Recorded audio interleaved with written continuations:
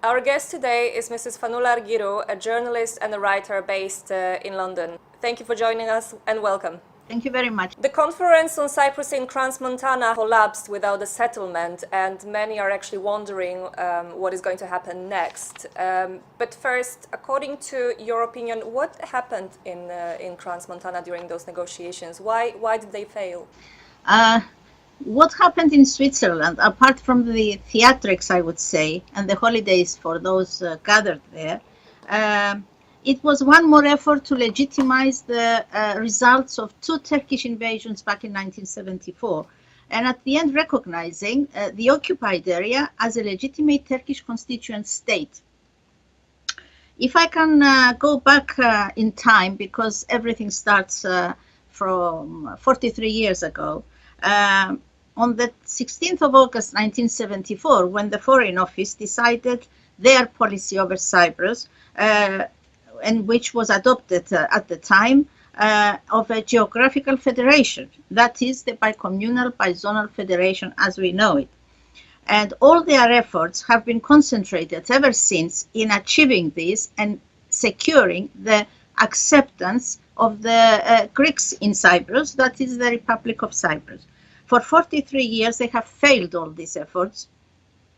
And the last chapter, as we have witnessed, was in Switzerland, in two towns, Geneva and Crans-Montana.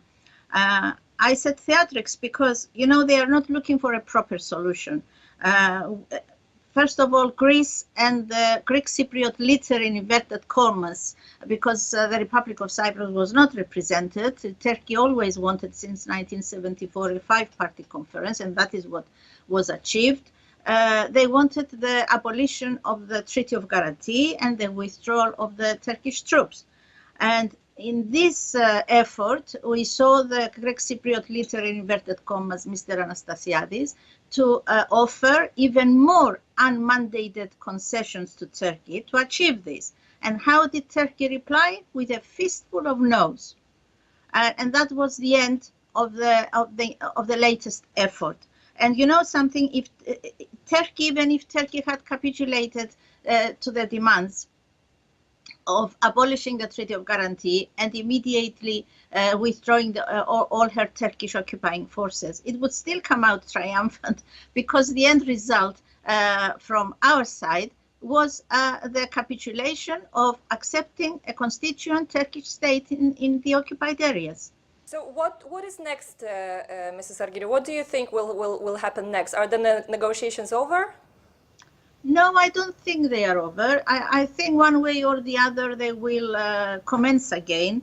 But you know something, as long as there are no leaders in Cyprus determined with guts and determination to swing the problem from a bicommunal dispute as they started it back in 1977, nobody had the courage to swing this to its proper direction, that is of invasion and occupation, bring the situation back to its basics, which is invasion and occupation, injustice, violation of human rights.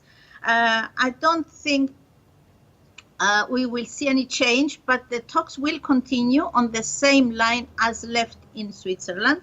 And you know something, I see the leaders in Cyprus with this policy like they remind me of the Turkish whirling dervishes, when they go round and round and round until they drop.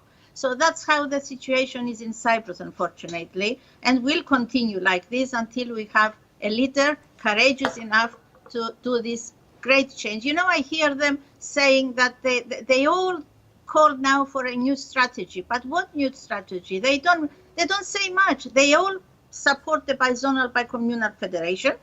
And I don't see how this can make any difference to what the present government is following. Until they come out clearly and specifically against this solution and take a line for the liberation of Cyprus, for justice, for real justice, because there is no justice, there can be no justice and no fair solution unless the human rights violations are addressed and people can go back to their homes, and only then Cyprus can become a proper democracy when the rule of law is respected and enforced. Mrs. Argyrou, thank you very much for joining us today, and thank you very much for your time. Thank you very much indeed.